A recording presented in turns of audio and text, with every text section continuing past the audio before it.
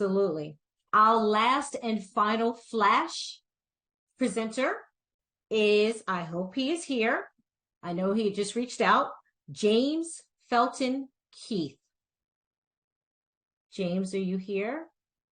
And he should be getting on any moment. And it was actually, we're running almost 5 minutes early. What's up with that? How are we doing this? You asked me to host and stay on time. This is amazing. We always assume that people are going to go over and they're going to take that, microphone and not let it go like I do. But apparently that's not happening. While we're waiting for James, and he should be on because we just sent, and we knew that he was going to be potentially coming in at the very last moment. But we just sent him a link again. He should be joining momentarily. And while he's doing that, let's just fill the chat with, a couple of comments. I mean, I have to say, I hope people are appreciating the value of the things that you've heard and how important it is to be able to have this kind of, and it's not just really a quantitative mindset. And I want to point out that when I started thinking about this conference this year, I was really focused on measurement and inclusion, but the measurement and quantitative. But it's not just that, we have to balance the data with the human beings and the human experiences. And Les, I'm kind of curious, what you thought about some of the things that were brought up by all of our excellent speakers so far. No, I love the fact that, and you know how I feel about data sometimes. I'm like, okay, that's great, but if it doesn't connect to real people and can you actually make impact with a human being for things to move forward, then this is numbers on a page or on somebody's desktop. But what everyone was able to show today was how they are actually using the two together and coming together to actually make impact. And that's what it's about. You need to have the combination of both. If a company asks you to come in and do an assessment and they leave it sit there, they've done an assessment. That's it. And if you come in and just speak to your employees and not take the time to understand what they need, what they want, not what you think they want to need, then you're missing the mark.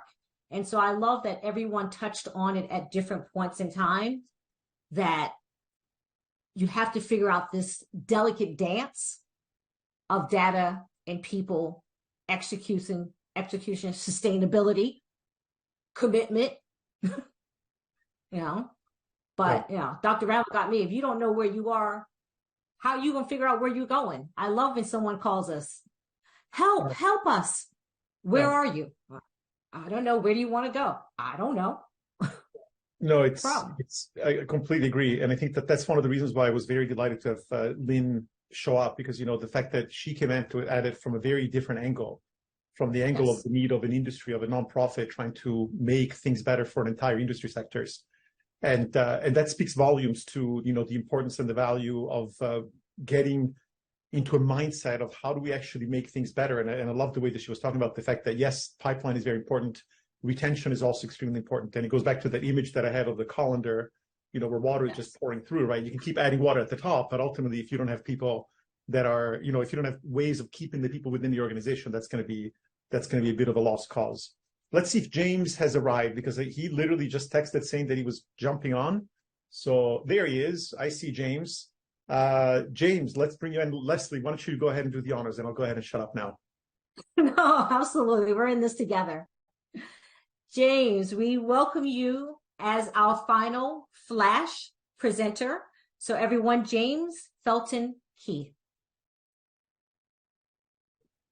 Hello, everybody. Hi. Apologies. My head is spinning. I'm jumping off one thing onto another thing. Leslie, Paolo, thanks for inviting me.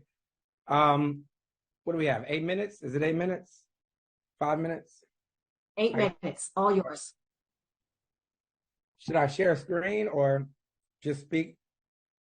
You absolutely can share a screen. It's all 8 minutes, whatever you'd like to do.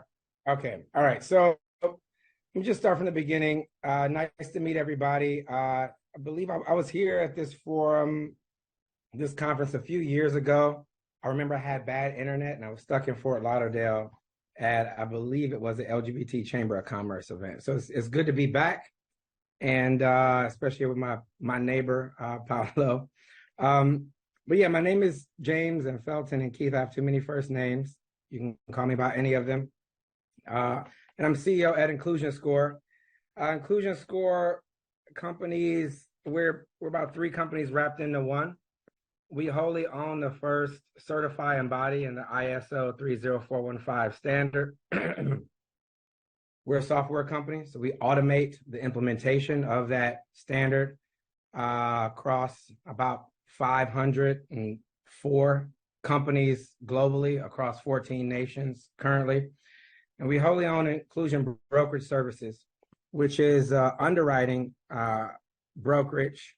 We work with the likes of Lloyd's of London and Zurich and Chubb to underwrite the management liability risk that stems from a lack of inclusivity across the Western world, and a few of the BRICS, let's say minus China. So we're in India and South Africa, but not China and South Korea, right? So I'll do my best to share screen. I'll just share screen in a browser. This is us in a nutshell. So again, software company, wholly owned a brokerage and a certifying body in the standard. We've certified a few hundred, what we call diversity and inclusion pros in the ISO 30415 standard across the globe, I think in 25 countries. But we're currently working in about 14 countries. If you're not familiar with the ISO or the ISO standard, essentially everything that we do well as a species post-World War II, there's an ISO standard for. So the textiles in your clothes, the water you drink, the fuel in your vehicle, cybersecurity protocols, medical protocols, accounting protocols are all rooted in standards, in a global consensus, if you will, from the International Organization for Standards. Now, my computer is likely moving slow because I've been on Zooms all day, and it's just taking a while to load. So I'll add to the chat box this link per the standard, and then I'll switch screens. Okay, there it is. So this is the standard itself, but this is what it looks like. I think to date, if you were to ask any 10 people at any organization what D&I is, they'll give you 10 different answers. And at least per how we see it, or from the seat that we sit, the proper answer is ISO 30415. I think the difference in this standard and the others is it took us about 10 years to write, over about 2,000 consultants across 163, but I think someone told me it's 167 countries now. And so the standard, it really falls out into 4 basic categories, right? Corporate governance, or organizational governance, I should say, things we do with our executives. Human resources is obviously there, things we do with our employees, but also product delivery, whether our product is a service or something more tangible, it fits into the framework. And last but not least is supplier diversity, or supply chain, or procurement, right? What we're doing with our suppliers. And it's not just our direct suppliers, but also groups like other organizational stakeholders, peers that may affect our reputational risk or our third-party risk. Again, I'm using the language of risk because I'm an insurance guy. And what we're doing at InclusionScore is we're really looking at the inability of companies to manage expectations per their firms. And we're looking at grievances, right, across corporate governance to understand what their liability will look like. Long story short, people are leaving their companies and they're suing their pants off. We've been seeing an increase in corporate D&I grievances, both from a litigious standpoint, like here in the United States, and also from a government fine standpoint elsewhere. And it's been on the rise of about 5 to 7% per year for the past 20 years. I think what's really happening here is women have been going to college and graduating at a higher rate than people who identify and or look like me for 40 years. And now we all work for one of them, or there should be a real argument about why we don't, if we don't. And that number on top of broader D&I trends is really driving corporate liability, right? And so we see liability in a few different places, but the number that I think is most interesting is last year in 2022, the United States Equal Employment Opportunity Commission reported a 20% spike in grievances. That's a huge number. And what it's doing is driving up insurance premiums for companies that have employment practice liability, directors and officers, errors and omissions, professional liability, management liability lines, right? And it's driving up those premiums about 15 to 35% per company. So when we talk about a lack of inclusivity, not only are you leveraging the standard, right, but we talk about it from a financial standpoint. So when I talk to CFOs, who I'm normally in conversation with more than CHROs, I'm regularly telling them that the price of a lack of inclusivity is the price of your insurance premium plus whatever you're paying the HR staff to chase it, right? So we've effectively put a number on a lack of inclusivity, and it is a very real number tied to your insurance premiums. We go straight to clients through their insurance brokers. So we partner with firms like Gallagher and Lockton and insurance carriers like that. I've got a 2 o'clock with a firm called McGriff that harps on this.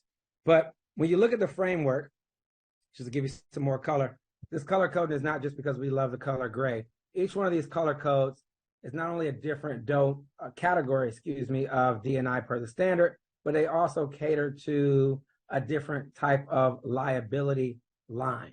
By liability line, I mean a different type of financial instrument that an insurance company distributes.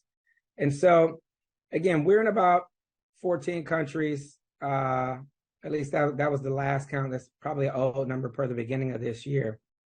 And I cannot see the top of my browser because this Zoom thing is in the way. But yeah, we're working with the likes of Lloyd's of London to distribute this policy broadly.